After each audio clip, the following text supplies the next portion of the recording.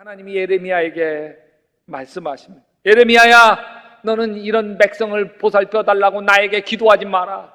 너는 그들을 도와달라고 나에게 호소하거나 간구하지도 말아라. 그들이 재앙을 당할 때에 네가 나에게 부르짖어도 내가 들어주지 않겠다. 왜 이리도 하나님이 노여워하시나요? 예레미야서 15장 6절에 네가 바로 나를 버린 자다. 나 주의 말이다. 너는 늘 나에게 등 돌리고 떠나갔다. 나는 이제 너를 불쌍히 여기기에도 지쳤다. 너를 멸망시키려고 내가 손을 들었다. 하나님이 실망하셔서 다 쓸어버리고 싶다는 거예요. 근데 하나님께서 이런 게 처음이 아니에요.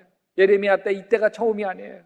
창세기에서 하나님이 이 세상을 창조하시고 사람을 만드시죠. 에덴 동산을 만들고 아담과 하와에게 에덴에서 행복하게 살게 하셨습니다.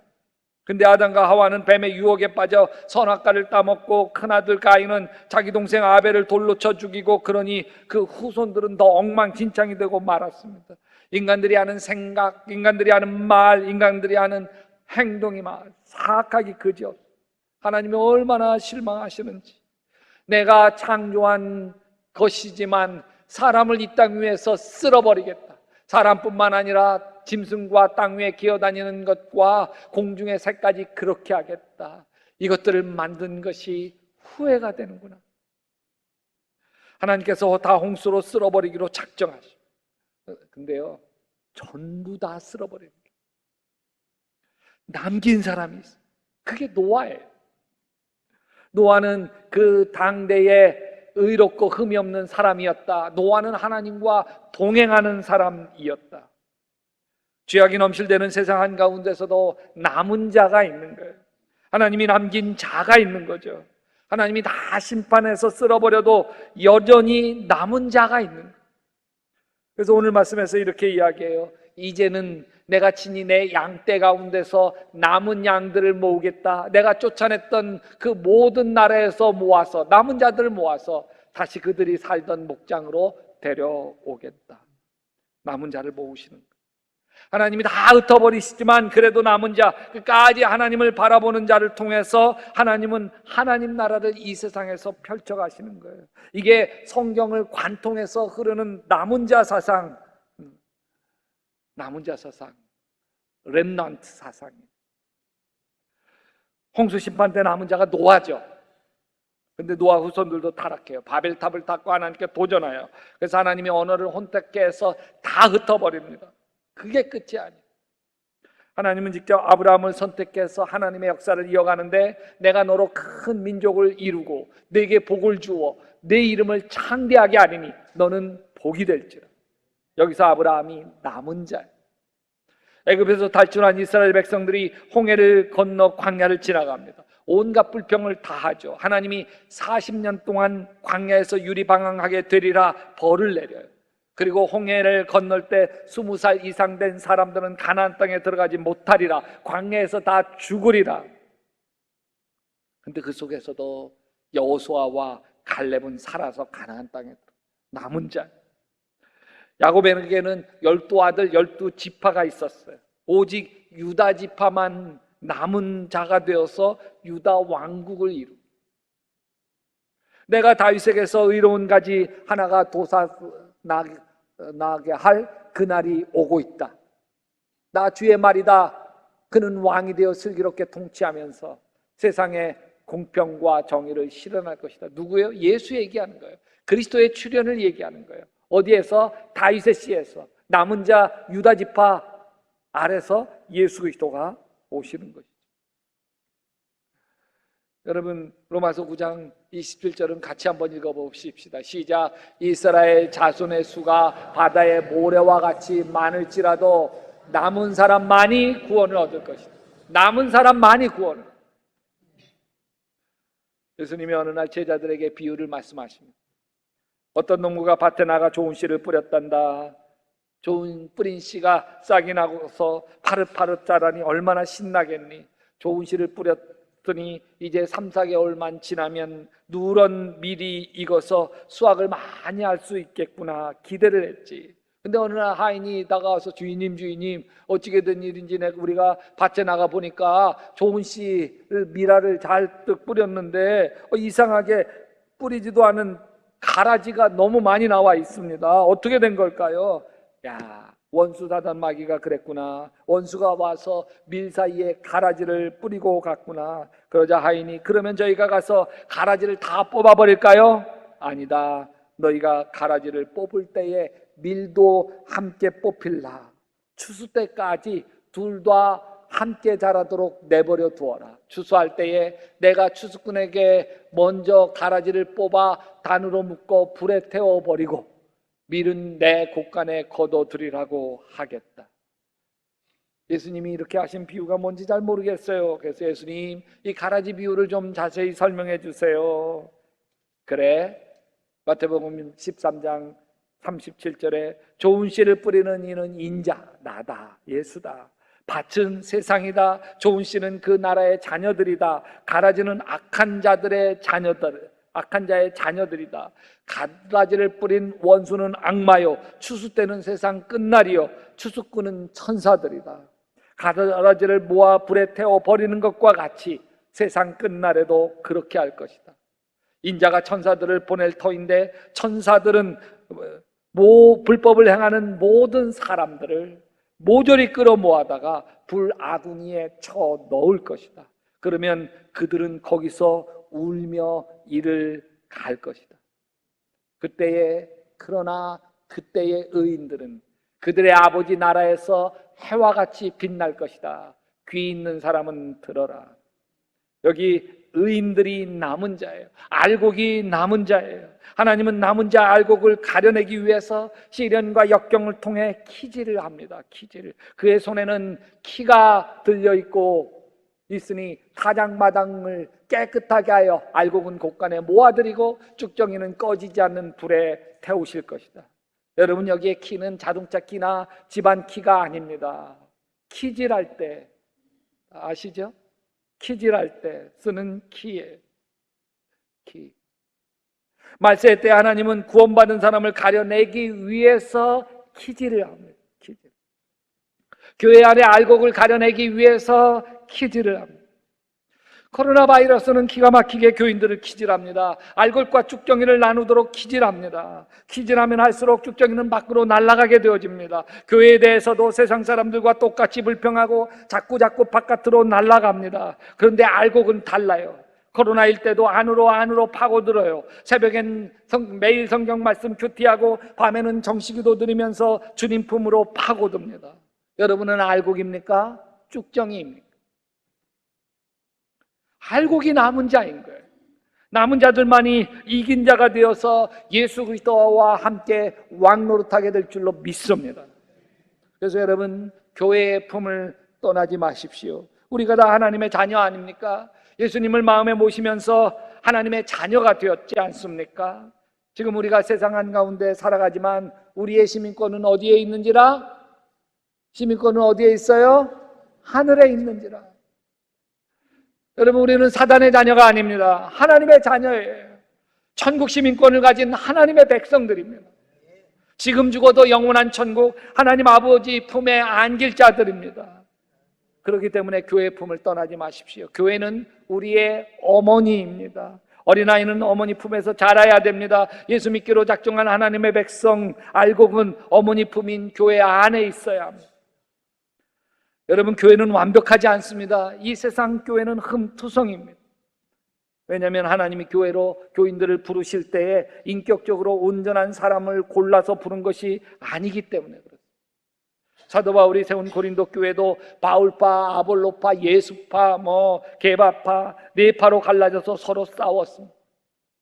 사도 바울이 다투는 고린도 교인들을 향해서 이렇게 얘기해요. 형제자매 여러분, 여러분의 부르심을 받을 때에 그 처지가 어떠한지 생각해 보십시오. 육신의 기준으로 보아서 지혜 있는 사람이 많지 않고 권력 있는 사람이 많지 않고 가문이 훌륭한 사람이 많지 않습니다. 다 부족하고 상처투성이인 사람들을 불러 모았기 때문에 교회는 상처투성이인 거예요.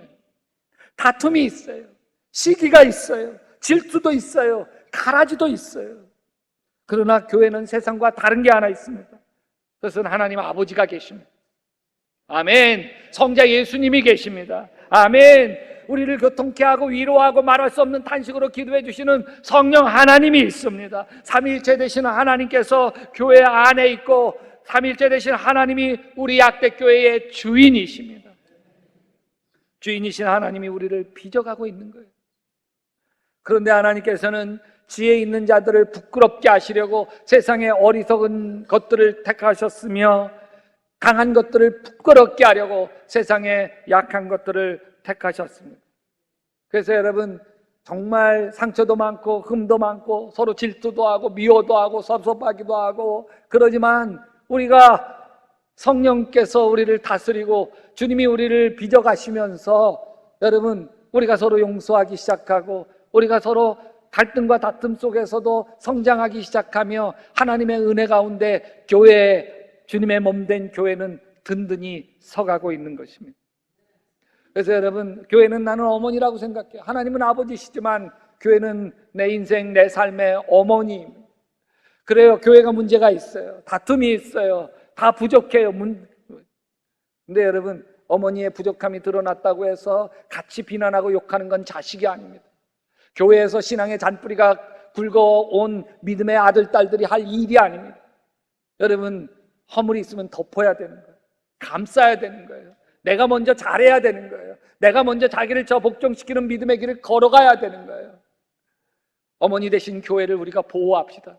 어머니 되신 교회를 우리가 가려갑시다. 어머니 되신 교회 안에 예수 그리스도 성령님 하나님 아버지가 주인 되어서 여전히 일하시도록 은혜로 섬겨갈 수 있게 되시기를 바랍니다. 여러분, 끝까지 남은 자들이 구원을 받은 하나님의 백성입니다. 지금 교인들이 한국에서 10,000,000명이라고 합니다. 정말 구원받을 하나님의 백성 그렇게 많지 않을 거예요. 나더러 주님 주님 하는 사람이라고 해서 다 하늘나라에 들어갈 것이 아니다. 하늘에 계신 내 아버지의 뜻을 행하는 사람이라야 들어간다. 그날에 많은 사람이 나에게 말하기를, 예수님, 우리가 예수의 이름으로 예언을 하고 예수의 이름으로 귀신을 쫓아내고 많은 기적을 행하지 않았습니까? 그때 내가 그들에게 분명히 말한다. 나는 너희를 도무지 알지 못한다. 불법을 행하는 자들아, 내게서 물러가라. 여러분, 말세 때에 정말 구원받을 사람이 많지 않습니다. 그래서 여러분, 구원받은 증거를 가져야 돼요. 내가 알고기라고 하는 증거를 나 자신에게서 찾아야 돼요. 입으로 주여 주여 하는 것만 가지고 믿을 수가 없는 거예요. 우리 가운데 여러분, 당신 예수 믿습니까? 그러면요, 안 믿는다고 할 사람이 어디 있어요? 다 믿는다고 하지. 그래서 다 자기 자신이 가라지일지로 말세 때에 거두어들여서 이 지옥의 불구덩이에 던져질 존재인 것을 거실지도 모른다고 하는 의심이 없어요.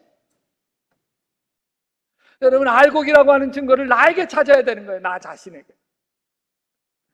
요한계시록 7장 3절에 이렇게 얘기해요. 우리가 우리 하나님의 종들의 이마에 도장을 찍을 때까지는 땅이나 바다나 나무들을 해하지 마라. 하나님의 종들 이마에 도장이 있는 거예요. 인장이 있는 거예요. 증표가 있는 거예요. 여러분, 하나님의 종들 구원의 증거가 있는데 세 가지 증거를 확인해야 합니다. 첫째는 남은 자들은 십자가 증거가 있어요. 나는 죽고 예수로 사는 십자가 증거가 있어요. 여러분, 기독교 신앙에 십자가 빼면 아무것도 없어요. 십자가라고 하는 건 나를 깨뜨려가는 거예요. 나를 끊임없이. 그 십자가 신앙이 없는 건 다 가짜예요. 십자가 신앙 없이도 집사도 되고 권사도 되고 장로도 되고 목사도 되고 사모도 되고 다 될 수 있어요. 십자가 없으면 가짜. 갈라디아서 2장 20절에 내가 그리스도와 함께 십자가에 못 박혔습니다. 이제 살고 있는 건 내가 아닙니다. 그리스도께서 내 안에 살고 계십니다. 이게 있어야 되는 거예요, 이게. 그래서 나는 날마다 자기 자신을 깨뜨리는 회개가 있어야 되는 거고, 남을 비난하지 않는 거예요. 자신을 저 복종시키는 거예요. 남을 원망하지 않는 거예요. 자신의 교만과 고집과 아집을 깨뜨리는 거예요. 교회를 비난하지 않는 거예요. 내가 교회인데, 내가. 우리 모두가 다 교회잖아요. 나는 우리 교회의 로비에 있는 우리 교인들의 얼굴로 만들어진 약대교회 성전이 있습니다. 그걸 볼 때마다 내가 교회지, 내가 교회지, 내가 약대 교회지, 내가. 교인이 교인을 비난하면 자기 얼굴에 침 뱉는 거지. 왜? 십자가가 없는 거예요, 십자가가. 구원받은 증거가 없어요. 가라지일지 모른다고요. 여러분, 예수님이 누구든지 나를 따라오려거든 자기를 부인하고 자기 십자가를 지고 나를 따를 것이라. 여러분, 자기 자신을 깨뜨리는 십자가가 마음에 있는 것이 증표예요. 이게 남은 자 알곡이에요. 그래서 이런 사람들이 이렇게 고백합니다. 같이 해보십시다. 시작. 나는 날마다 죽습니다. 뭐라고요? 나는 날마다 죽습니다. 여러분, 자신을 깨뜨리는 사람이 작은 예수예요. 예수님이 자신을 죽여서 우리를 살리는 것처럼, 예수님이 십자가에 죽어서 우리가 살아났잖아요. 그런 것처럼 나를 죽여서 남을 살리는 길을 걸어가는 거예요. 이게 십자가의 길이에요. 나를 깨뜨려 배우자를 살리고, 나를 깨뜨려 자식을 살리고, 나를 깨뜨려 속회를 살리고, 나를 깨뜨려 선교회를 살리고, 나를 깨뜨려 교회를 살리는, 나를 깨뜨려 민족을 살리는 길을 걸어가게 되시기를 주님의 이름으로 축원합니다. 두 번째 남은 자는 성령의 열매라고 하는 증거가 있습니다. 마태복음 7장처럼 주여 주여 하는 자마다 구원받는 게 아니에요. 진짜 예수님을 영접했는지 안 했는지는 뭘로 아냐면 열매로 아는 거예요. 참믿음이 있는지 참믿음이 없는지 뭘로 아냐? 열매로 아는 거예요. 그러므로 그들의 열매로 그들을 알리라. 예수님이 내 안에 들어와 계시면 성령의 열매가 맺히게 되어집니다. 오직 성령의 열매는 사랑과 희락과 화평과 오래 참음과 자비와 양선과 충성과 온유와 절제니 이 같은 것을 금지할 법이 없느니라. 예수님이 내 안에 주인이시기 때문에 성품이 달라지고 인생관이 달라집니다. 배우자나 자녀들에게 더 좋은 남편, 더 좋은 아내가 되어 갑니다. 더 좋은 아빠가 되어 갑니다. 여러분, 나는 자녀들을 향한 내 소원이 있습니다. 난 더 좋은 아빠가 되는 거예요. 여러분들을 향한 내 소원이 있습니다. 나는 더 좋은 목사가 되는 거예요. 나는 하나님을 향한 더 소원이 있습니다. 지금보다 더 신실한 하나님의 자녀가 되는 거예요. 성령의 열매를 통해. 우리 교회 한 청년이 저에게 손편지를 써 보낸 적이 있어요. 송 목사님 너무 감사해요. 우리 아빠가 약대교회를 다니면서 얼마나 달라졌는지 몰라요. 아빠가 달라지면서 우리 가정이 놀랍게 달라졌어요. 행복한 가정이 됐어요. 그래서 약대교회로 인도해 주신 하나님께 너무너무 감사드려요. 성령의 열매는 구원받은 증거입니다. 남은 자, 이마에 도장이 찍힌 자는 세상 끝날까지 예수 그리스도를 닮아가는 성령의 아름다운 열매를 맺어가는 변화가 일어나는, 이게 알곡의 열매예요. 그 증거입니다. 세 번째 남은 자는 예수 그리스도의 흔적이 있습니다. 이후로는 누구든지 나를 괴롭게 하지 마라. 내가 내 몸에 예수의 흔적을 지니고 있노라.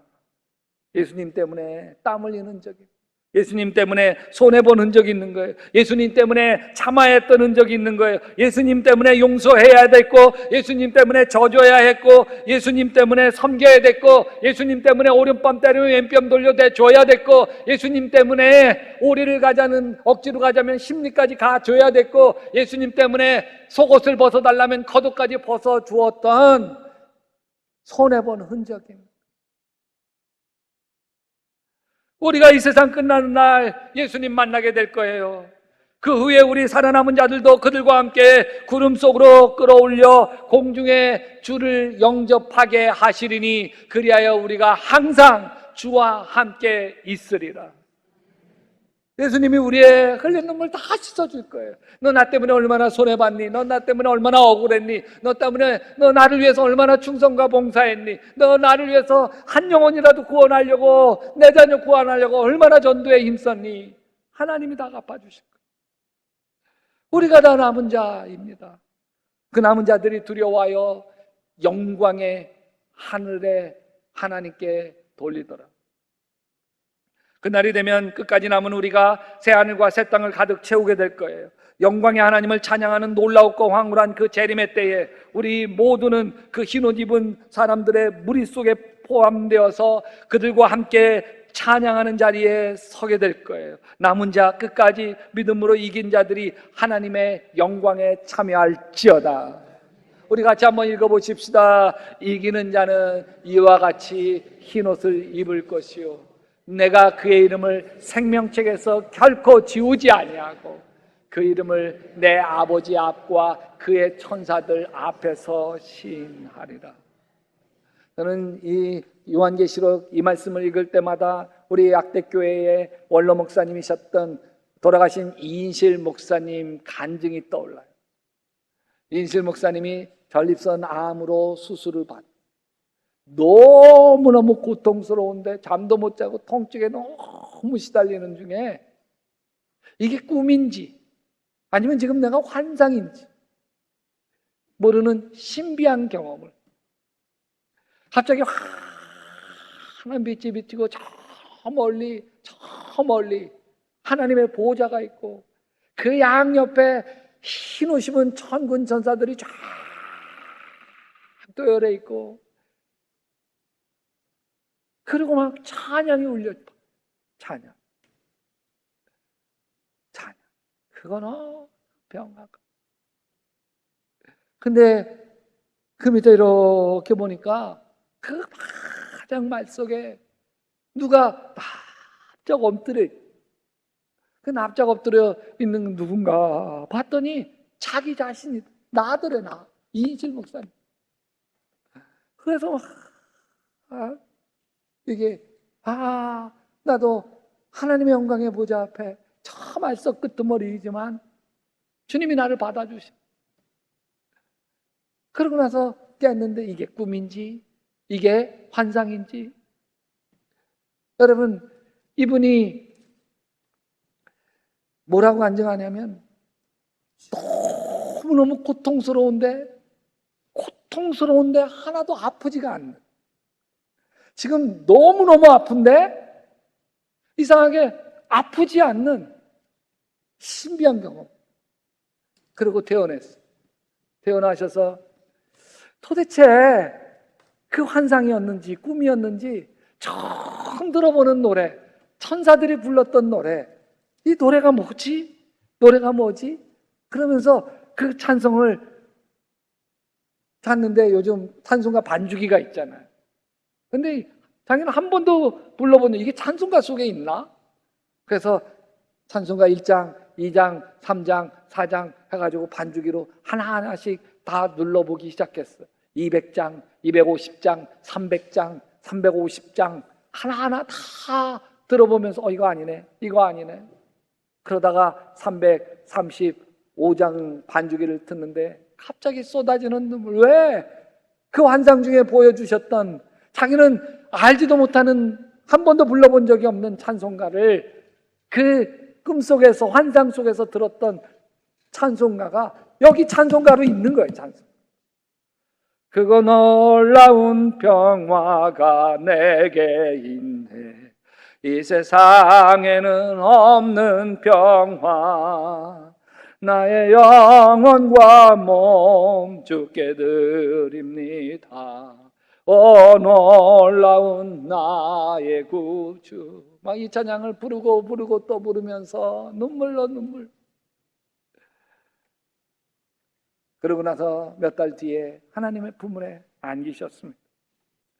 여러분, 우리가 흰옷 입은 천사들과 함께 예수 그리스도와 함께 왕노릇하며 예수 그리스도와 함께 찬양하고 영광스러운 그 하늘나라가 우리의 본향입니다. 우리의 시민권은 거기에 있습니다. 여기는 나그네 길이에요. 순례의 길이에요. 우리 이 세상에 욕심 없어요. 이 세상뿐이면 우리가 가장 불쌍한 사람이에요. 그러나 영원한 천국에서 우리의 눈물 다 씻어주시고 하나님의 백성으로 인쳐주셔서 남은 자로, 이긴 자로 영원한 천국 영생을 누리게 하실 줄로 믿습니다. 그 길을 믿음으로 또박또박 걸어가게 되시기를 주님의 이름으로 축원합니다.